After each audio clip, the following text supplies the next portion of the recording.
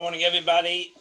As we continue to learn the chitas of the day, today is Wednesday, the 19th day of Adar.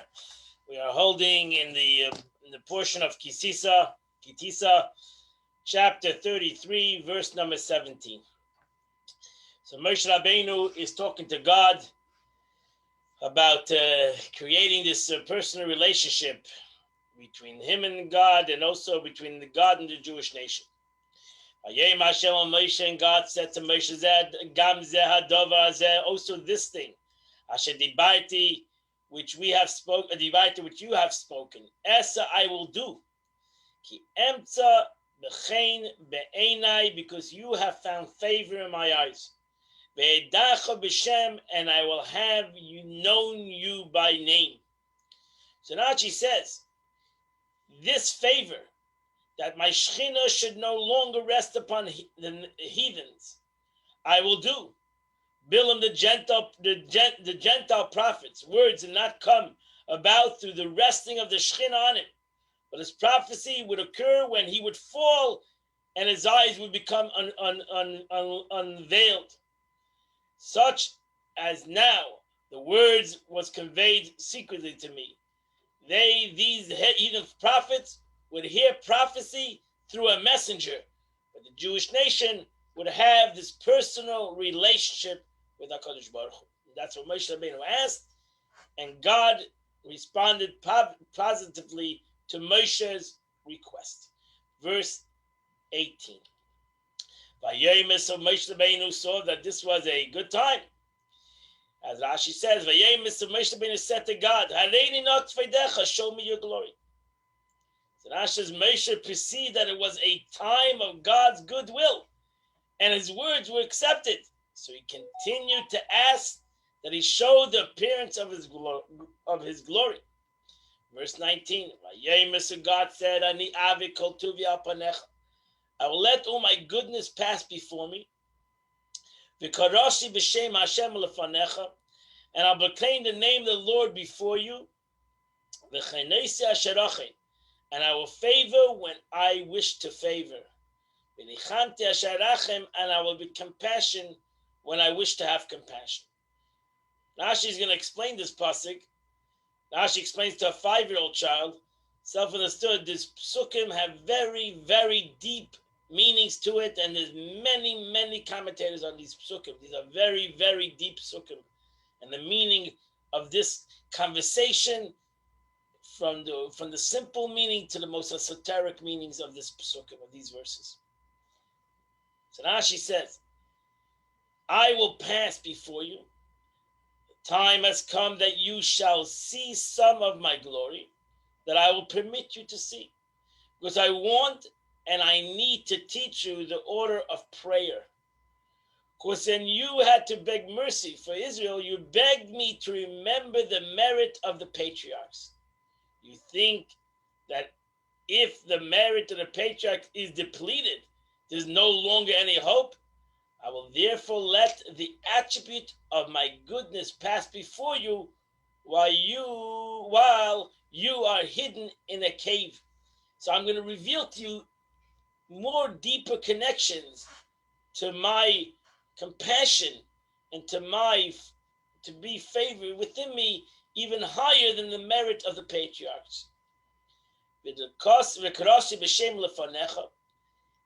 Rashi says to teach you the procedure for begging for compassion, praying, even if the merit of the patriarch is depleted, according to the procedure during which you will see me unwrapped, and proclaiming the 13 attributes, teaches the Israelites to do the like.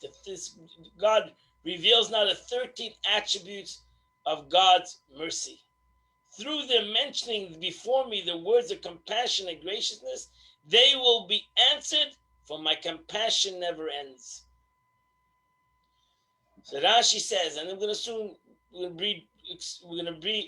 mention soon the 13 principles of mercy. And the Torah continues, Rashi continues, and have compassion, At the time I will want to have compassion. Until this point, he promised in Moshe only that at times I will answer, and at times I will not. At the times with the deeds, when God reveals to Moshe the 13 attributes of, he says, behold, I will form a covenant. He promised him that they, the Israelites, would never return empty. If they know how to pray, they will never ever return empty. They will always be answered in their prayers. Verse 20. So he said, you cannot see my face. Because nobody has seen me and has survived. Means to see God's face over here means to see God's essence. So then Rashi says, even when I let my goodness pass before you, I still do not grant you permission to see the face of God, because you would disappear. Verse 21. So the Lord said, behold, there's a place with me. And you shall stand on the rock. So now she says, on the mountain where I always speak to you. This is Mount Sinai at this present time. I have placed where I speak to you. I have a place prepared for your benefit. I will hide you so that you will not be hurt. And from there you shall see what you shall see. This is a simple meaning. But the Midrashic meaning is that God speaking of the place where the Shekhinah is. And he says, the place with me. The place is with me. But he does not say, I am in the place. For the Holy One, blessed be he, is the place of the world. And the world is within him. But his world is not his place. Meaning the world does not encompass him. He encompasses the world. But the world does not encompass him. These are even Rashi, which is talking to a 5-year-old child, talks very deep concepts of Chassidus and Kabbalah. The way the Eibishter fills the world, but at the same time the world is seemingly dark from him. Verse 22. And it shall be when my glory passes by. I'll place you in the cleft of the rock. And I'll cover you with my hand until I have passed. So this is what's the meaning of the rock and how the rock and the hand is protecting Moshe Rabbeinu. This is very interesting stuff. So Rashi says, you ask me to pass before you, I'll pass before you. But you're going to have to be hidden. Like the following verse, even if you pick out from the people's eyes, may the ravens of the valley pick out. Rashi explain the word nikras, in the cleft. The Shakesi's copy. From here we understand the power was given to the destructive forces to destroy Moshe Rabbeinu. So that's why God had to protect him. It's the make translation of Ogin Bimari, and I'll protect with my word. This is a phrasing of the honor of the high, for he does not need to cover over Moshe with the actual hand. It's just an expression, as she says. I'll cover. The Abish doesn't have a hand. This is thus an expression of protection. Verse 23. Vaseresias kape, and I will remove my hand. Vereisas achoyre, you'll see my back. Ufanai loyre yeru, but you'll not see my face. You will not see. So Rashi says, I'll remove my hand. Then I'll remove the my guidance of my glory. When the guidance of my glory passes by from the opposite of your face to go further from there, this means that even Moshe would not be permitted to grasp the essence of God, only the attributes of his deeds. With the Isias Rachoirai, so Rashi says, bringing the Gemara, he showed him the knot of the tefillin. The Eibishter wears tefillin, wears phylacteries. The Gemara says that God showed him that he was wearing phylacteries, the knot on the back of the tefillin. So this is the famous Gemara. The Gemara says that whatever God asked the Jewish nation to do, he does himself. And he asked the Jewish nation to put on tefillin, he puts on tefillin himself. And he showed Moshe Rabbeinu the knot of the back of the tefillin. And again, God wears tefillin is self-understood. You have to understand what that means. It's all spiritual concepts. As self-understood. That finishes the Chumash of the day. We now go to the Tanya of the day. The Alter Rebbe continues. We're holding in chapter 35.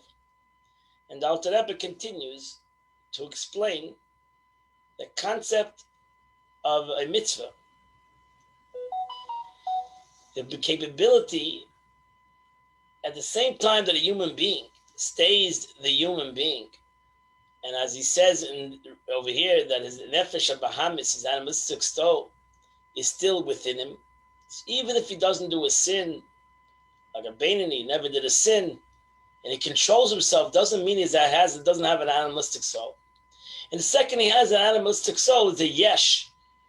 He's automatically separate from God because he's a yesh. He has his own identity. And as we mentioned, Kedusha cannot rest on something that has its own identity. It's the opposite of holiness. Holiness is the concept, the holiness is the aspect of total nullification and total selflessness. And a human being is a selfish thing. How holy he's going to get? Still a selfish entity. So how do you have the revelation of God in a person when he's a selfish entity, when he's not a selfless concept? He's a selfish individual. So that's the way the Alter Rebbe is going to answer the question. Although the substance and the essence of the animal soul in the heart of a person and its evil midas, same midas rice, and its evil midas, evil emotional character, are not absorbed into holiness, and it's still there, and it'll be always there. Nevertheless,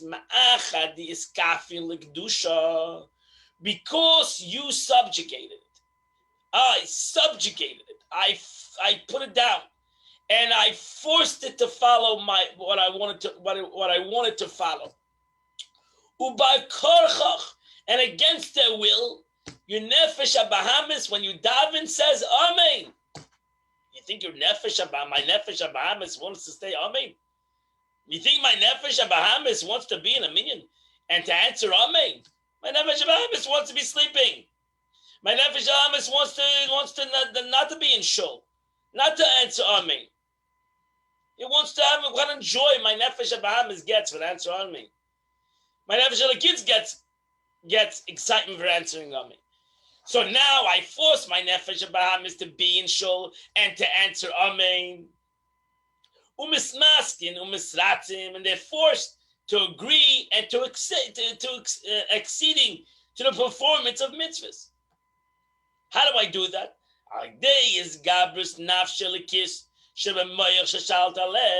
Through the strengthening of the divine soul in the brain, which masters the heart. I take my godly soul, I force my nefesh habahamis to do what is right. And he gives in, because my nefesh elikis is more powerful than my nefesh habahamis, mind over matter. So at this moment, doesn't mean nefesh habahamis disappeared. Doesn't mean nefesh habahamis gave in totally. He's just forced. He has no choice. I forced him. I overpowered him. And at this moment, his animalistic soul is in Galus. He became a Galus. Sometimes my nefesh elikis is in exile. Now my animalistic soul is in exile, so to say. Or I'm putting him to sleep. As I mentioned before.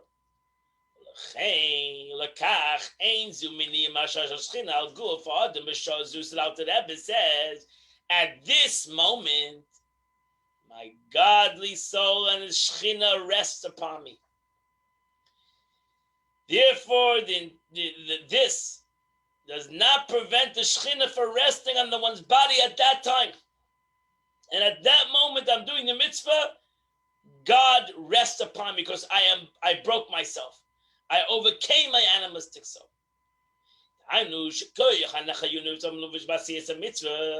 This, the resting of the Shekhinah, means the power of the animal soul clothed in the act that constitute the mitzvah, meaning the power of the hand doning the tefillin. What happens when I force myself to write? My hand doesn't want to put on tefillin. My animal soul doesn't want to put on tefillin, but I force it to put on tefillin. At that moment, he's actually absorbed in divine light. And he biyichud gomer, and he's merges the soul and God with my hand in a perfect unity. And you know what happens by that? And thereby one draws down a ray of light, wherein the particular powers that are absorbed upon the totality of the animal soul throughout the body and upon his entire body as well. So even though I'm putting on tefillin on my hands, and I'm putting on tefillin on my head, and I'm breaking, so to say, my head and my hand, overcoming its desires to do the mitzvah, but automatically, once I bring godliness into that part of my body, it automatically goes throughout the entire body. The ray of divine illumination, one's animal soul and his body, in a matter of an encompassing from above, surrounding him from head to foot. This is the meaning that the Shechina rests upon your head. Upon your head. It doesn't say in your head. It says upon your head. Because the godliness that comes down is so great that it surrounds you. Not always does it penetrate you, it surrounds you. Because you still have an animalistic soul. And your animalistic soul may be being overpowered, be still within you, and your godliness cannot come within you. Because you're not bottle, really. You're just breaking yourself at this moment. So now, at this moment, by putting on tefillin, by learning Torah, by giving tzedakah, I overpower my animal soul, and I bring about a light of God that surrounds me. So to the expression in the Talmud that on every assembly the divine presence rests, means that the Eibishter comes. Doesn't mean that he permeates those 10 people and those 10 people become themselves holy. It means it surrounds them of holiness.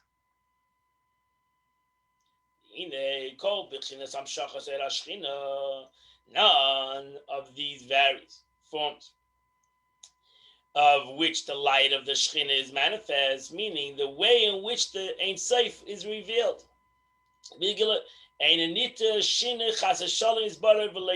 Cannot be constructed as a change in himself or as riba, as plurality. As brought down in the Gemara Sanhedrin, where it's recorded that a certain heretic said to Rav Gamliel, you said the Shechina rests upon an assembly of 10.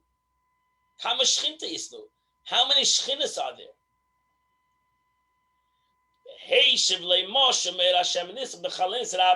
And Rav Gamliel said, I'll give you an analogy of the sun, which goes into many windows.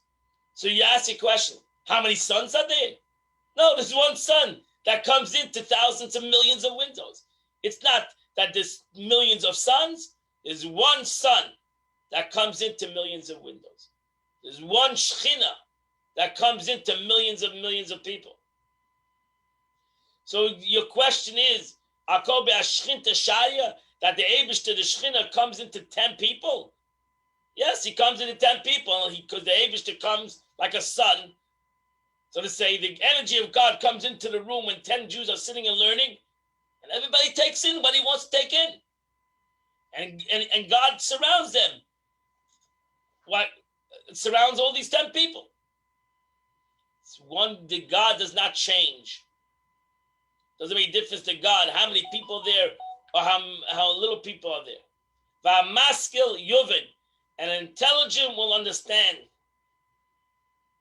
And he writes over the Chassidim would add, and devout will perceive. Look in the commentary. Despite the multitude of windows, there's one light. The same holds true, even where the light appears differently from place to place. Sunlight shining through stained glass windows of various hues remains nevertheless unchanged, though it takes the multicolored appearance of windows, as does also water in colored glass. Once removed from the glass, it appears pristinely in clarity. It doesn't change. Water is the same color. So, to the various modes in which the light of the Shekhinah is manifest, the light remains the same, without change or division. Any difference in manifestation are attributable only to the way the light is received by the object which it manifests. So a Kobe, 10 Jews are sitting and learning, 100 Jews are sitting and learning, 1,000 Jews are sitting and learning together in one room. And the Shekhinah, the presence of God comes to that room. Now it depends how much does each and every one accept. The more a person's bottle in that room, the more he has the receiving of God's glory. The less a person is nullified in that room, the less he receives of that glory. It depends on the person that's receiving the energy to the capacity that he receives. It has nothing to do with the energy. The energy remains, the Oir Hashem, the light of God remains pure. Before it came into that room and after it leaves that room. And it has not changed. It's the same exact light that came in, so to say, goes out. It's the same exact energy that comes into the room, leaves the room. And that's the concept of, in general, the concept of Eir Hashem. And that's the aspect of Kol Be'ashkinta whoever, wherever there's learning, wherever there's a mitzvah, Shechina Shire. So too in the concept of the mitzvah. So you have some people who do a mitzvah and it only surrounds them because basically they're forcing themselves to do the mitzvah. And then in these different levels, some people have a little bit more bittul, a little bit of humility. And now the mitzvah not only surrounds them, comes within them. It penetrates them. And then the question is, how much does it penetrate each and every person? Every person, according to their level. That's up to the person. How much they want the Eir Hashem, the light of God, should transform them. So that's why it's different ultimately, the way every person is going to do a mitzvah. But the mitzvah that brings down the light of God to the world, every Jew that does a mitzvah, doesn't make a difference what level they're in, what situation they're in, what bittul they're in, the nullification. When they do a mitzvah, they're subjugating the animalistic soul. They're doing the mitzvah. They're bringing God down to the world. And that's the greatness of the mitzvah. And that's the beauty of the mitzvah in general. When we Yid does a mitzvah. And this is the ending of today, the Qita, the Tanya of the day. Today is the 19th day of the month. 19th day of the month of Adar, people. You should take your Tillim and you should say, I believe, from chapter 90. From chapter 90. Yes, chapter 90 days, chapter 90 till 96. Chapter 90 to 96. Chapter 90 to 96, and you would have done the Chitas of the day. Have a beautiful, happy, wonderful day. You too, Rabbi. Thank you so much.